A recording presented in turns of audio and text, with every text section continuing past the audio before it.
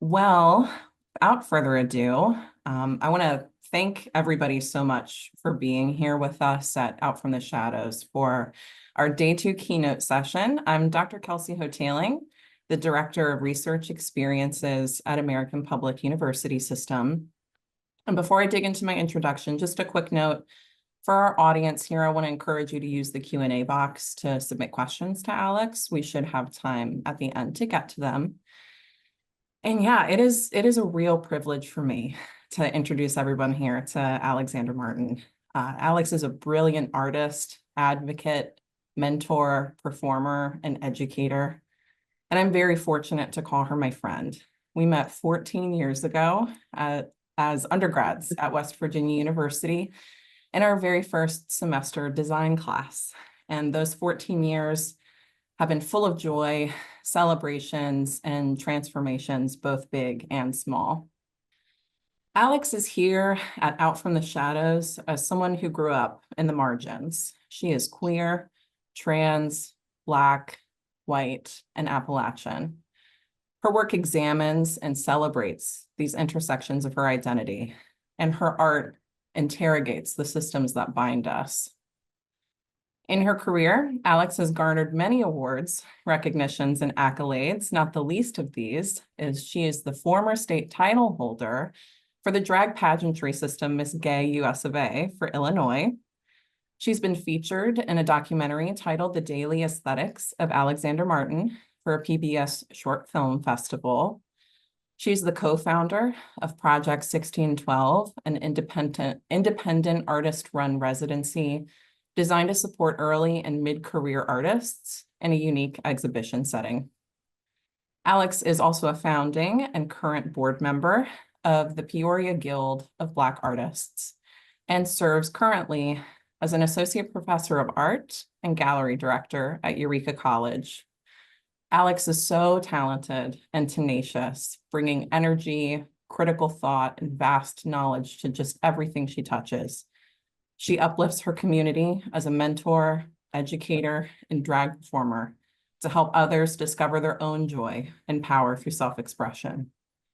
And I know you're all excited to learn from Alex and engage with her work through this keynote session. So without further ado, please join me in warmly welcoming her as she presents Shadow Spotlight, Inner Alchemy for Shared Liberation. Alex, the floor is yours. Thank you so much for that introduction, Dr. Hoteling. It's never going to get old saying that. Thank you all so much for attending today. I'm Alexander Martin, and I will be speaking with you about Inner Alchemy for Shared Liberation. So a couple of things before we get started. I want you to know that at any point in this time during this talk, if you have questions, like please use the Q&A function. But also if you need a literacy moment, like if I say something that you are not familiar with or something you want more clarity on, please feel free to ask in the moment.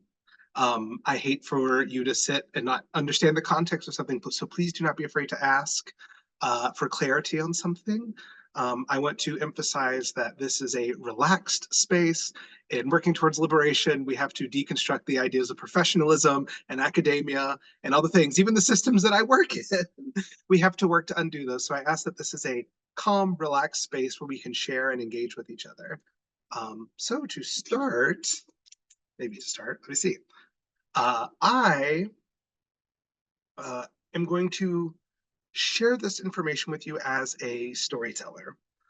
I come from a family of storytellers, and the history of my intersecting communities is often carried forward through stories and storytelling.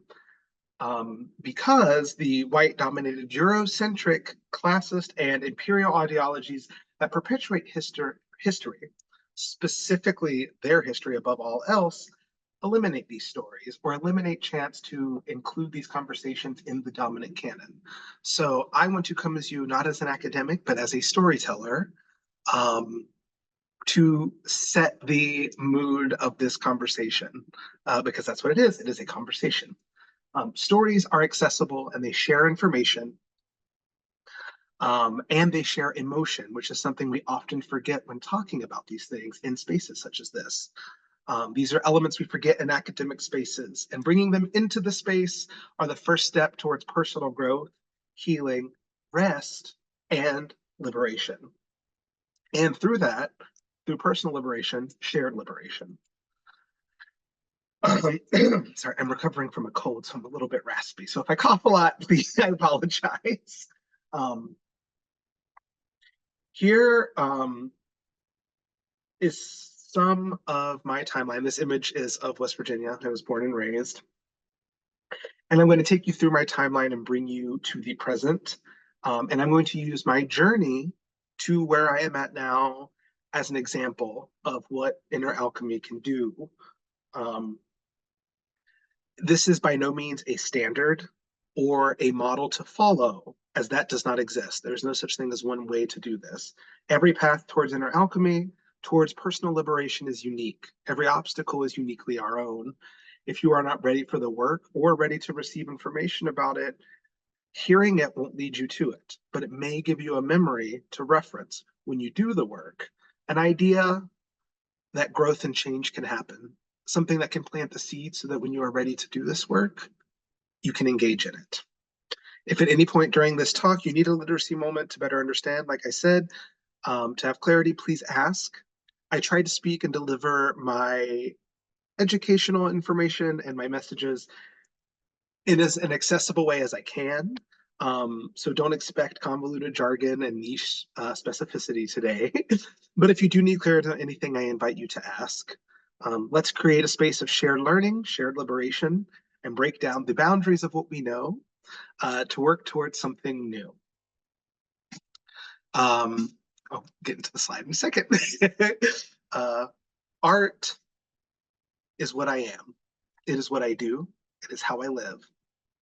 So we will use the work I have made to navigate the portions of my life that have led to the practice I maintain today, how I do the work I do, and the alchemy therein. I view artistic practice as a form of alchemy, taking what is expected, shared, learned, and felt, and transforming those separate elements into a moment, experience, art object, sound, something that becomes something new and carries the intent of its creator. The elements that composed it, it carries the intent of its creator and the elements that composed it to its intended audience, to the individual, for them to experience as a catalyst within themselves to begin their own transformation. I was born and raised in West Virginia. I did not come out until a little bit later in life, which we will get to that. But I live at the intersection, like Dr. Hoteling said in my introduction, Black, queer, Appalachian, white, trans. A lot of these communities, a lot of these spaces that formed me, that I come from, that shaped me, I exist at these intersections. So I consider myself a bridge between these spaces, able to, in some cases, code switch, which is not always good, but able to navigate between these spaces and understand different perspectives and try to bring a unifying force to them. I include this image from the iconic film Paris is Burning to highlight the community that helped me find myself and forge myself into what I am now. The community, the Black trans women that came before me, that nurtured me, that acted as my catalyst to take everything about me that I love and enjoy and weaponize that and make it into something that can guide me forward. So I want to pose the question, what is alchemy? I've included this Garden of Earthly Delights as it references alchemy in the background by Harmonious Bosch. But alchemy is not just witchcraft. It is not just something that eventually leads you to hell, as Harmonious Bosch suggests in this piece. According to the Oxford definition, alchemy is the medieval forerunner of chemistry, based on the supposed transformation of matter. It was concerned particularly with attempts to convert base metals into gold or to find a universal elixir. So a lot of times when we hear it in academic spaces, we're talking about turning lead into gold, transfiguring something into something else. With personal alchemy or inner alchemy, you are taking all of the experiences that you have had as a person, the stories of your communities, the stories of the spaces you inhabit and share, the world you build, all of those things culminate into action, moment, and how you live. So we are in a perpetual state of transformation, of alchemizing these separate elements of ourselves into our current space. For me as an artist, it's a little bit easier to keep track of because I use my experiences to make objects. So if any of you have ever attended an artist talk, this will feel similar to that because I like to frame the conversation around these objects as I have these relics I have made. I have these things that are the harvest of my experiences up to that point, and they act as a timeline to guide myself. For other people, it may be moments of how they think. It may be how they built their space. It may be how they dress. It may be how they express themselves at any given time. But as we start to alchemize the elements and things around us to shape our experience, taking those things, both good and bad, and turning them into something new as a catalyst for change, as a catalyst for growth and healing, um, is how we grow and how we work towards liberation via. Let's see. Okay, we are going to. Sorry, I'm just pulling up my notes. um, so I am an artist, performer, and educator living and working out of Peoria, Illinois. Born and raised in West Virginia. I grew up in a small valley town surrounded by the mountains and hills of Appalachia. I love where I'm from and the beautiful landscape, hardy, hardworking individuals that call that place home. It left a positive impact on me.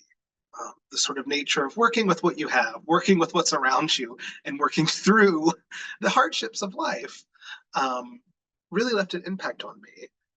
But I by no means want to glamorize that space, although I love it and I visit home as much as I can. Growing up Black, closeted, and away from any larger cultural context or representation of people like me or within my community made me have to affirm things within myself while also shutting off parts of myself for survival. I didn't have a context to understand what I was. I didn't have a context to understand what it meant to be Black, even. Um, I was raised by my white mother and my grandmother. My sister and I are both Black in a predominantly white area, not a lot of community, and not a lot of access to our father's family. Generational poverty, witnessing my mother's abuse and watching her escape it with me, my brother, and at the time my unborn sister. Um, and being in an almost entirely white environment added to this ability to survive, added to the hardiness that I witnessed in the women in my family, that I witnessed in my grandmother, that I witnessed in my mother. It was a catalyst that helped me understand how to survive spaces they may not be the best for me. It taught me how to adapt. Um, and in an effort to stay sane, it taught me how to center joy and find joy in the moments I could. I talk a lot about joy and rest, as those two things are the biggest fuel for what keeps me going. It is not easy being alive, period. But as a Black trans woman in today's world, it is not easy to exist. And so by centering my rest, which I've learned to do, and by centering my joy and the things that ground me and help me to celebrate, I have learned to stay sane and survive. Sometime later, towards the end of graduate school, I was living in Peoria, Illinois. I began making work that was reflective of myself and my interactions with the world. So the work I'm sharing with you now is work that I was making at the beginning of graduate school. Oops, sorry, my alarm's going off. Stop. I had to yell at Google. But the work I was making at the beginning of graduate school was cold and calculated in this sort of academic space that I went through. I had amazing colleagues. I met folks like Dr. Hoteling, and made other friends and had amazing faculty and professors. But in this space, this idea of professionalism was what was keeping me moving forward. This idea of I have to succeed, I have to do this. This is what art that is successful looks like. And I really took those things to heart. So a lot of the work I was making felt kind of cold, um, and a little bit cerebral, a lot of text and image, What I didn't realize, and now looking at it in hindsight, is a lot of the work from this time was passive aggressive. I was taking my thoughts, the things that I wasn't vocalizing, the aspects of myself that I was hiding or code switching to cover, I was taking those things and putting them into my work via the text I was incorporating. At the time, I said it was text from documentation, text from listening and engaging with other folks. But really, it was a harvest of the things that I was thinking and experiencing. And I was putting that into my work, and I didn't even know that it was a way for me to vent to no one in particular, except for maybe myself. Um, Towards the end of graduate school, though, I started to dive in a little bit more into identity. I will preface this by saying I hate the phrase identity work, um, because it's always folks who aren't cis straight white men that get their work painted as identity work. If you happen to identify as a woman and you're doing textile work, they're going to frame your work as women's work and the history of craft. If you are a Black artist doing figurative work, they're going to frame your work as Afrofuturism or any other labels they can apply. So I hate this term identity work because every artist makes work about their identity. Like I said earlier, I view art as alchemy, and the harvest of your experiences as a person are going to show up in your work. Even if you're making work about penguins in Antarctica or something, no matter what you're making work about, there's a reason why you're researching that. There's a reason why it interests you. And so I hate this idea of identity work because, yes, my work has identity in it and it talks about identity. But looking at it on a surface level and just a blanket statement like that is oversimplification. And we don't apply that same level to other artists. Like we look at someone like, again, a white man from the Midwest.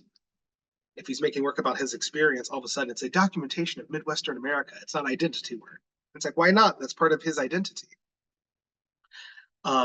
So I just wanted to have that preface. But towards the end of grad school, I started making work that was reflective of some of the journeys I was going to. So I was already coming out as queer at the time. I didn't really know how I felt. I was exploring my own identity, exploring my own self, um, and was making work that was centered around the ideas of masculinity because it was a tool that I had to use to survive. But being in a space where no one knew me, moving to the Midwest where I wasn't connected to anyone, I didn't have any community yet or folks that knew me, I moved into a space where I could start to express parts of myself. So I, at the time, came out as a gay man and was like, I feel weird about masculinity. I think I want to start making work about that. So I sort of broke that first barrier that had been set up by academia of like being too personal in your work is unprofessional. Being too personal in your experiences is not good work. Meanwhile, the artist I look at and love share work that's about like some of the most traumatic moments of their life. And I don't view their work as unprofessional. So why would I set that standard for myself? So I started exploring these concepts of masculinity. This work has a lot of neutral layers peeling back to reveal color, to reveal pink. Um, at this time, I was also starting to explore gender identity and expression a little bit more. Um, for me, that journey personally is kind of like a pH test where you find where you feel pH neutral. So the first time I came out as a gay man, feels weird saying that. I felt not quite pH neutral, but I felt more correct than I did when I was pretending to be something I wasn't. But I didn't quite feel at home around other gay men.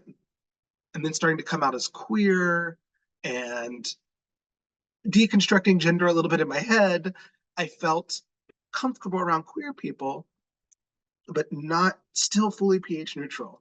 And starting to get into drag and performance, I met the Black trans femmes that sort of shaped and sculpted me, and the queer elders that, like, oh, this is an environment where I don't code switch at all. Anything I feel and say, I say. People have the capacity and the space to engage in a conversation, to engage in an argument, to engage in a way that is fulfilling. I feel pH neutral. And at the time, I didn't understand that. At the time, um, I didn't know why it felt so good. I was just like, this is a fun, energetic environment. I get to wear wigs and dance and have a great time with members of my community. Um, but as I was exploring that, I was trying to break free of these shackles of academia. So I had graduated and I was trying to figure out how to make work and exist as a person outside of this academic space. Um, I was learning how to live not as a student, but as a person. And so I began making work that was reflective of myself and my interactions with the world. My work started to get more colorful and incorporate, because I'm a fairly colorful person. I'm wearing black today, but I wear a lot of colors and patterns and was expressing myself more, and that started to show up in my work. Um, but during this time, I was still sort of healing and recovering from the scars of academia and this idea of like white professionalism. Even though I was outside of it, and even though I had amazing faculty that have helped me and guided me, there was still this pressure to perform that I instilled in myself based off of societal pressure, this productivity culture. Um, and so I started to dive in after grad school and trying to find a pace. I was making work that I didn't feel super attached to and did not feel connected to. And so I started to let loose. I started to like collect my hair and attach it to paintings. I started to dive into layering and texture and just playing with all the things that I never allowed myself to play with, the stuff that I enjoy. There was still that minimal influence from the work and aesthetics I was making at the time, but I started to play more. And a huge part of that was my performance as an entertainer. So the world of drag, aside from introducing me to the community that would eventually nurture me and help me find myself, it also gave me a space to play in a creative way for the first time. I wasn't doing anything for a grade. I was doing it because I wanted to wear costumes and dance. And that play sparked something in me. It's like, why can't my work feel this way? Also, during this time when I was my first year in drag, I competed in the pageant Miss Gay Illinois US of A and won. Went on to represent Illinois at nationals. Um, I was in drag a lot, and I had just finished graduating. I was working a million. I was a barista. I was a part-time faculty member at the school I graduated from. I was working in an art space, and I was performing. I was doing anything to just survive and try to keep that creativity, because I was so afraid of not making work anymore. So afraid of losing that. Um, and I was doing drag all the time because not only was it fun, but it helped me to pay the bills. um, but I found myself getting ready all the time, especially during this pageant, and like crying and weeping, um, because something felt complete when I was doing that I wasn't ready to talk about yet, that I wasn't ready to dive into yet. Something about that completed me. All of these sort of, I used to say drag was my way to weaponize femininity, which should have been a clue to myself. But all these performances were a space to like alchemize and take all of those things that I was mocked for and ridiculed for, the things that I was hiding, and use them as a way to generate energy and fun and create a space of shared celebration. And so I started to question myself, but I couldn't, I wasn't ready for that conversation yet. I have some video clips to share with you all of just performing on the beach. I got to travel and meet other queer folks and perform with them. This was on a beach in San Francisco. Um, this is a snippet of virtual performances I did during the pandemic, during the lockdown. Got to do a lot of drag outside and film a lot of things to exist in a virtual space. So this is some of the performance art at that time. But during this time when like this was my biggest access to creativity and like my biggest access to community, it really started to drive certain things home within myself. And again, I found this space, this culture that uplifted and celebrated the parts of myself that I didn't even know needed supporting, the parts of myself that were sustaining me all this time. And the pause during the pandemic gave me time to dive into that more, to do that identity work, to come out as a woman, to make work for fun and connect to making work in a way that was outside of these academic institutions. It was also during this time that I stopped teaching and dove into my public health work and community work. And so I bring to you this Venn diagram. A, because Venn diagrams are pleasant to organize with, and B, it reminds me of an alchemical circle. Um, but a Venn diagram, this is an exercise I have my students do to frame their artistic practice. To me, like I said earlier, being an artist is the way I live. It is who I am. And art is a lifestyle. It's not in what you produce, that's productivity culture. It is in what you make, it is in what you do. It's how you experience the world and how you share that. And so I use this to sort of cover practice, but it also covers academic practice. It can cover personal practices outside of the arts. It can cover a lot of things. And so I frame my practice in three elements that are crucial to me: myself and my body, space, because community taught me how to build space and nurture space, and then art object, because I have the desire to create. So we're first going to look at art object. This is the work I'm making now. After navigating myself and taking these moments to pause and connect and reflect, I started making work that was more reflective of my legacies, reflective of the ancestry that creates me, reflective of my communities. My work as it exists now, I'm making a queer pantheon, because I grew up Southern Baptist and religious iconography perpetuates history. And so my community is having a largely oral tradition, like Appalachian, trans, Black. Our traditions are largely oral and not documented. And so I want to bring those conversations into the dominant canon through queer iconography, through sacred imagery. I'm also generating a language, as you can see in this imagery, that is a hidden language that is, it's called queered, that is using symbols and other things from my community's histories to create this script that I can include messages in my work with. That I can allude to the secret communication, like the community that helped build me into the person I am today. I also incorporate a lot of elements from costumes and rhinestones and the things that exist in my closet, the things that I have lying around the studio floor and my wardrobe. These are all elements that help shape me. And I put them in my work because I was releasing myself from that academic pressure and starting to play again. I used to tell myself I was so afraid of doing figurative work because I was like, I don't want to be another contemporary Black artist doing figurative work, because that's what galleries want. That's what spaces want. They want a Black body so that they can look diverse, so they can look like they're servicing my community. And I don't want to make that work. I want to keep being a Black minimalist. I want to keep being a Black abstract printer. But the work I wanted to make, like, was pouring out from me, and I had to embrace that if I wanted to keep making work, if I wanted to feel connected to my practice. It also leads into making sculptures and objects and reliquaries, again, alluding to this idea of religion and faith and sacred imagery to uplift and support the narratives of my communities. So the other part of that Venn diagram is space. Here I am speaking. I do a lot of public speaking and engagement. Here I am at the 2020 BLM protests after the murders of George Floyd and Breonna Taylor. Here I am speaking at my city does a slut walk. And so I'm speaking there on behalf of Black trans women and the violence that we face within our community.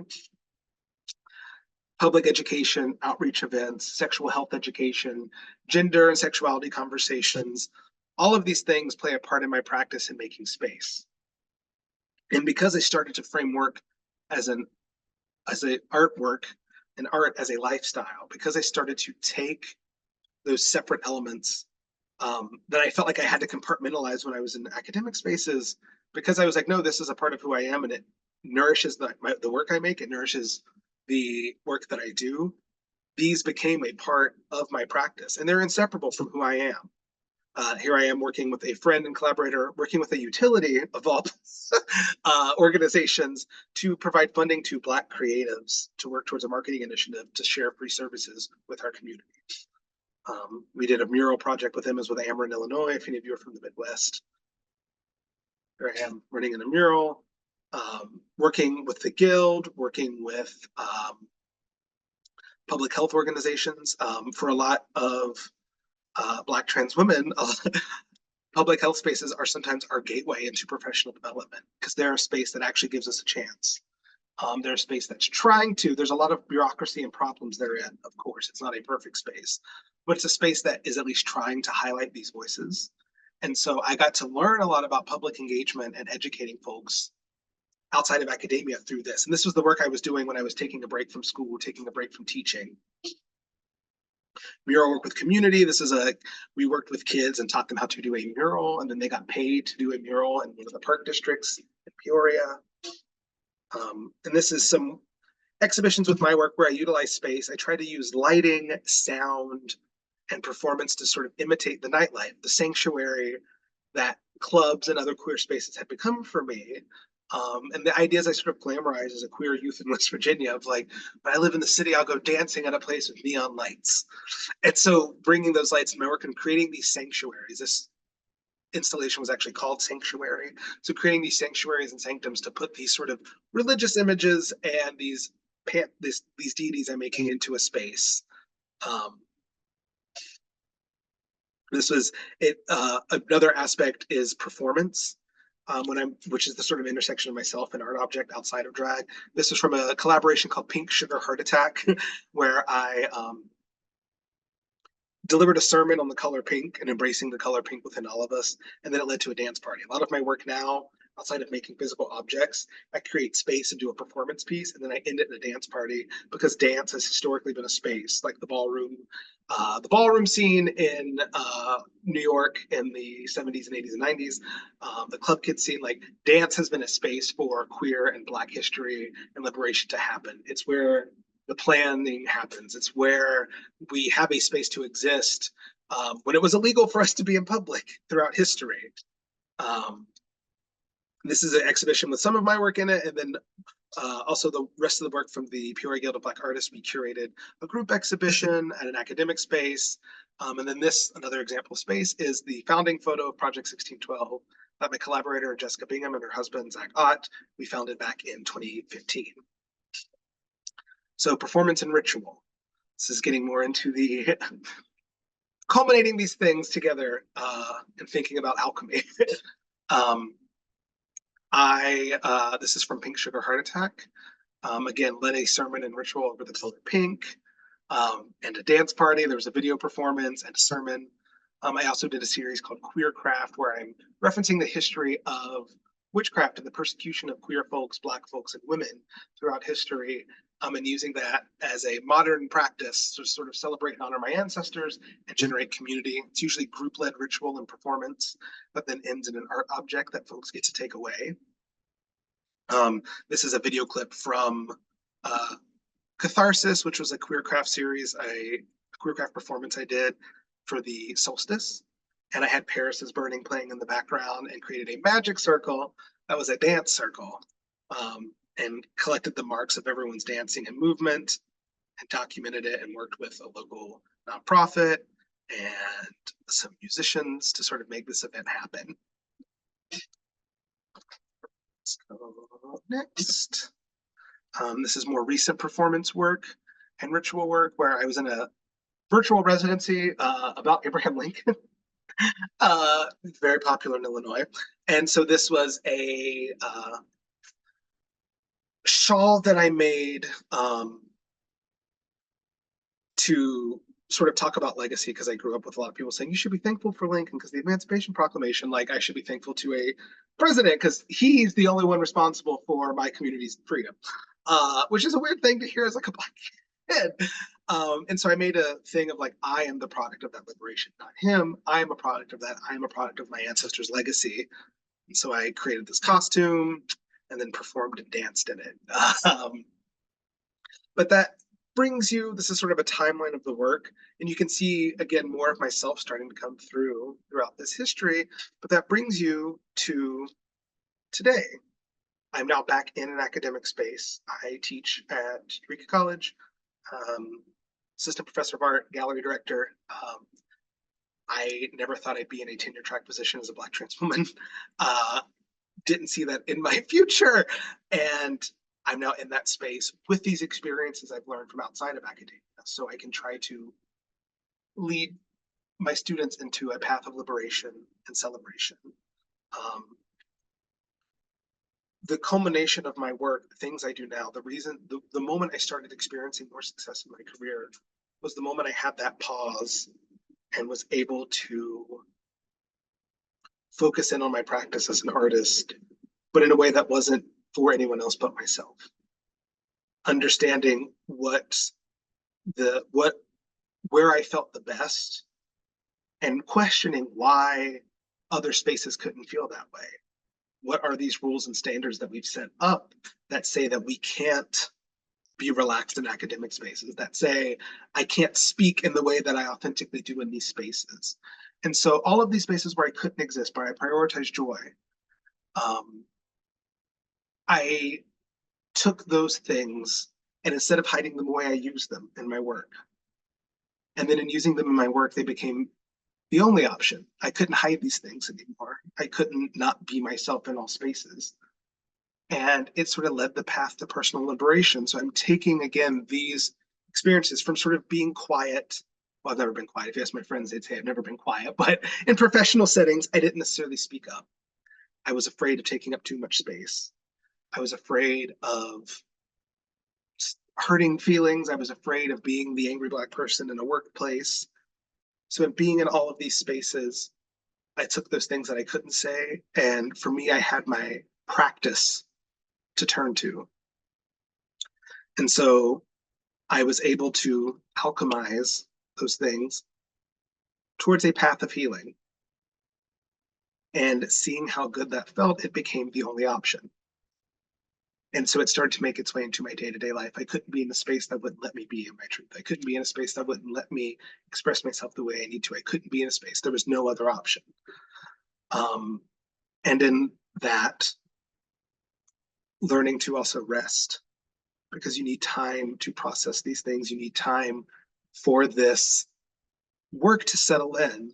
So giving myself space to rest, the pandemic and experiencing traumatic loss in my family right before the pandemic really put my life on pause, as it did so many other people, um, and gave me the space to sort of process and chew over these things that led to my identity work to discover who I am as a woman, that led to me making work that pours from me, that feels like a celebration of myself and my community.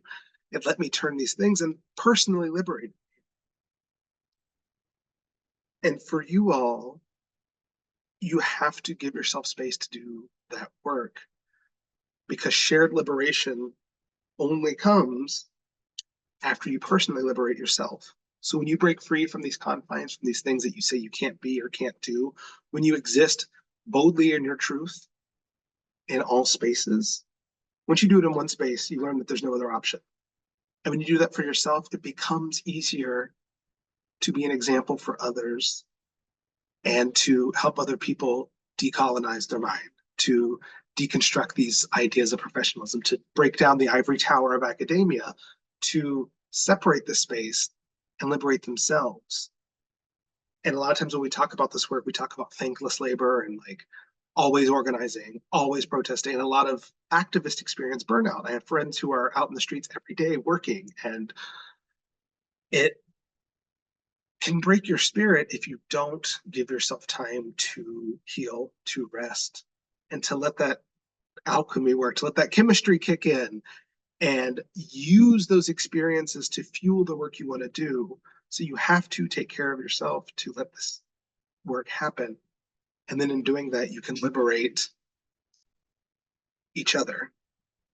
And I fully believe, especially with the state of the world, when we have an ongoing genocide, multiple genocides happening across the globe right now, when imperialism is running rampant and working as intended for itself, but at the expense of humanity, it is important to remember that to do the work you need to do, you need to be in a good space and then create that space for people around you. And if like focus on the things happening in the world, focus on the changes and the tragedies and advocate and speak up and also take care of the people around you. Give yourself time to recover while doing so that you can keep doing that work. Because if you experience burnout or crash, or I mean, if you don't take care of your body, illness, death, other things can happen. You can't liberate anybody. Um, so I do want to open it up to you all for questions. Thank you all so much for listening. And thank you so much, Alex, for being here. This is, I got emotional during your presentation. Of course, we have many years of friendship between us, and it's so extraordinary to get to see you step into yourself, who you've always really been at your core, and truly discovering who you are and projecting that into the world is such an honor to witness. And as folks may be working on questions, I had a question for you. You know, you mentioned that you're really in a traditional academic space now as an associate professor and gallery director. So, how do you take these principles that you talked about, that your philosophy of alchemy towards liberation? How do you impart that on your students? So I give a small example. I was adjuncting. I fell back into teaching a couple years ago and was covering for someone who was on a research leave. And so I was covering their class and fell in love with teaching again. But after all the experience that it kind of jaded me to academia. So I was very, very blunt. um, she brought me in because of my skill set and because of my community work and told me to be myself in that space. And so I was like, okay. um, and seeing how that resonated with students, seeing like other students of color, other queer students like do a breath of fresh air, like a sigh of relief when I walked in, um, gave me the motivation to keep being direct and being blunt. Um, and now in a full-time position, like even during the interview process, I ask questions of like, how does your university handle this? What is the demographic like? And I have a lot of really amazing colleagues. Like I would not associate myself with a space that wouldn't let me do that, which makes that Mhm. conversation easier to have with students. Sometimes they, you know, gloss over it. They think that, oh, it's just a teacher saying things, but I try to lead by example. I, on the smallest end, like if I make a mistake or if I don't know something, I am honest about it. Like if I'm presenting, I'm like, I don't really know what that means. Let's find out together. And even a Yeah, small step as that, they're so used to professors being like the sort of gateway to knowledge that if I'm like, I don't know what the hell that means, let's find out. right. Give them space to mess up. And like when I provide them feedback, I make sure to say things like, in an academic context, if you want to get this paper published, you have to do this, this, and this. But to get through this class and grasp this concept, this is what you need to do. I like this is what you need to do, or this is how this will reflect your career.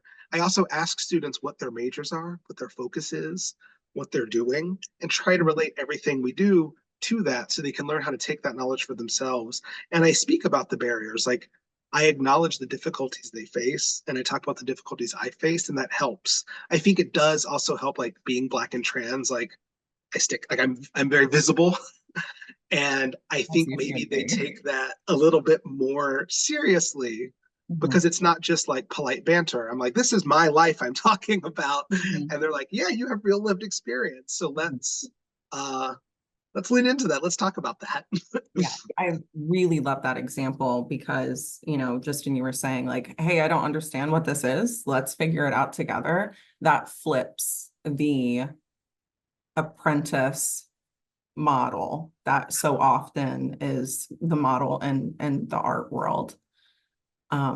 We do have a question. Yes. Wonderful presentation, first comment. Do you see that magic or maybe confusing things happen at the points where your Venn diagram circles intersect? For example, how has an object or space dynamic worked really well for you, that object space overlap? I love that question. So the Venn diagram, I mean, Venn diagrams as a concept came to me in second grade when we learned about Venn diagrams. But the Venn diagram for my practice game, I was giving a virtual talk during the height of the pandemic, like full shutdown. I was giving a virtual artist talk and I was taking notes as I was talking, which was weird. And then I started like seeing little overlaps and I was like, wait a minute. And so people's Venn diagrams, like I have my students do this as an exercise, their Venn diagrams can change, but I really try to get them to tap into the essence of what it is they're doing. And so for me, a lot of the magic happens in those intersections. Like myself, art, object, and space aren't categories necessarily that I work in. They're like the broadest thing I could think of that encompasses what I value as a person. So the real magic begins, the real work begins in those intersections. So like so art, like object and space dynamics. So that overlap is where installation happens. It's where my art practice happens because art's objects always exist in space and creating an environment. But that's also where like my education, part of my education practice happens. The other part is where it overlaps with myself and my body, but those um, overlapping points is where all of the work actually happens. The sort of outward layers, like you can classify those by themselves. Like I said, like these are my art objects, these are the spaces I've created, and this is myself and how I use my body in my practice. But they all, everything I do fits underneath those overlaps. Um, which is actually the part that's the hardest to explain with students. I'm like, no, no, no, not like, oh, I'm a painter and I'm a sculptor. And it's like, no, like you're a educator, you're a lover, and you're someone who makes things. Um, and so, yeah, I hope that answered your question. But yeah, like where they overlap is where the actual work happens. So I was thinking more about the like the Venn diagram started as the overlapping sections. And I was like, what's the overarching category for these things? Mhm. It's a great answer. Thank you. And I think we have time probably for two more. Rachel's asking, can you talk a little bit about how you as a professor handle students who may have difficulty seeing things from perspectives other than their own lived experiences? So this is, as I've become more visible as a person, this is something that I want to like, it's not necessarily easier, but when I talk about marginalized experiences, they're hearing it from a marginalized person. Mm. And it's really hard to deny someone's humanity to their face.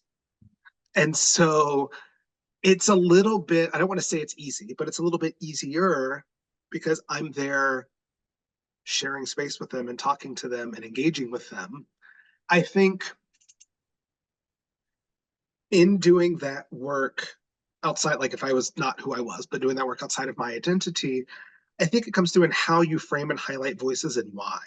So like when I highlight, like my art appreciation course is open to mostly non-majors.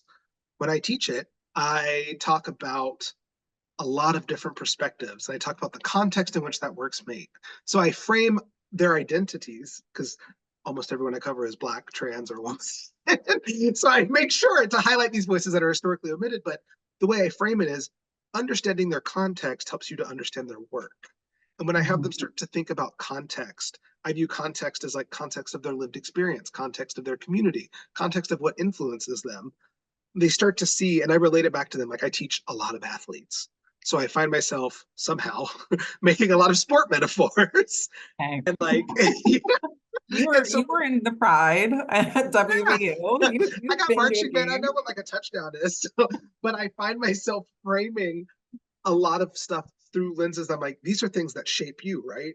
And they're irrefutable. You would not argue them with anybody. You know they shape you. And they're like, yeah. I'm like, well, folks' identity is the same thing. Like that's part of your identity. These are Yeah. part of mine. And I find they're a little bit more receptive to things by framing it that way. But also, again, I do have a little bit of a advantage as being an example of something they may not believe in existing right in front of them. Yeah. Fantastic. And Jackie, I hope you're okay with me making your comment into sort of a question. So Jackie says, brilliant, beautiful. I want to be as brave as you.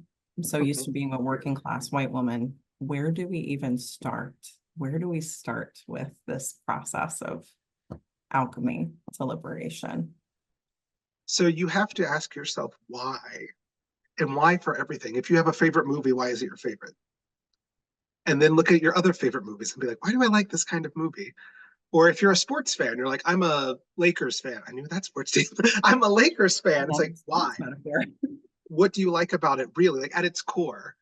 And so art gives us the perspective, like we have to do this to graduate. I have to take like, I really like uh takeout. And it's like, well, why do you really like takeout? What about it? And you spend 4 years deconstructing that and three Yes, years in yes. graduate school deconstructing that. And so to start, do something as simple as like, what are the things you like to do? What are the things that bring you comfort? What are the things that stabilize you? Why? And write out a word list as to why and really get at the core of it. And then see if that core relates to what you think your sort of drive in life is. So the things that get you up in the morning, the things that propel you forward, like your reason for life, reason to itch or whatever that is in French. Take those things from what you like and what brings you comfort and really look at the why and see if that overlaps with your sort of worldview. And the more you start to find those intersections like a Venn diagram, you start to sort of be able to focus in a little bit on a path to directness, because there's a lot of work to do. There's a lot of undoing in learning. There's a lot of things we have learned that we have to unlearn and things we have to sort of liberate ourselves from. But if you have like sort of your core reason for existence and like you're really honest with yourself about it and your core reason for doing things, it makes it easier to be like, this is how I'm going to do this work. Like, you don't need to be in the streets raising a sign every day. Sometimes it's nice to do it for those of us who can, or for those of us who it's dangerous to. But there are other things that you can do, and knowing why you do what you do and why you exist and what brings you comfort and what brings you balance lets you know what avenue to take in that work. Mhm. Fantastic. And we are a little over time, and I really hate to cut us short. And there is a question about, contact with others like you outside of the States. So I was hoping, Alex, if you're willing to share your contact information, if anybody has any more questions for, like, where can people reach you if they have more questions? Yes, so I will just type in the chat. My email is always open. I'll give you my art email, um, not my Eureka email, because Yeah. I turned that off on the weekend. Yeah. um, you can also find me on Instagram at miss underscore. And can Joe, it's giving us like, we can only send it to hosts and panelists. Thank you. Perfect. Got it to everybody. Yes, follow Alex on Instagram. Her Instagram is incredible. I can It's attest. to me panicking before this because my university's Wi-Fi shut down. Yeah. But yeah, please feel free to reach out. I love engaging these conversations and organizing and making space. So Mhm. please, I'm an open Yeah. book. Yeah. Thank you so much. And thank you so much for your time and energy and, everybody's lovely comments. Thank you all so I really, from the bottom of my heart, yeah, I just can't say enough other than thank you, Alex, so much for being here. It's always tremendous to see you, and I hope I get to see you soon at some point. Yes. Um, and thanks everybody for being here. We have our closing session from Dr. Garibay in about 7 minutes, kicking off at 4. So I'd love to see you there. He's got some reflections on the whole conference. So yeah, see you all in a few. Thank you, Yeah, Alex. thank you so much. Thank you, everybody. Thank you, Kelsey. This is amazing. Yeah, anytime, anytime. Thank you all.